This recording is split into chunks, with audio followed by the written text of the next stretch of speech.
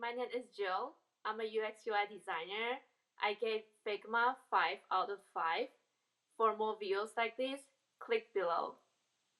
Before I use Figma, I tried Sketch, which is not working out for me well because it is not compatible to systems outside iOS and Apple. So then I actually tried Adobe XD. It was good, but it is not that user friendly. The system itself is a little bit buggy, so sometimes it will shut down all of a sudden, and that's why they didn't work out quite well for me. So I chose Figma because Figma is very user friendly.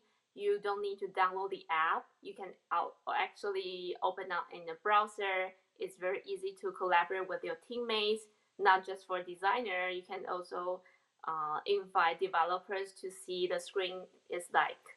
So for me, it's very easy to learn. It's very smooth, and everything works out very good.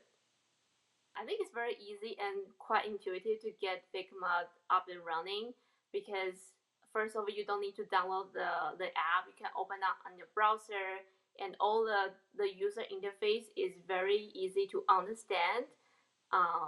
Yeah, and the features are very robust. So it didn't take me a lot of time to get used to the interface.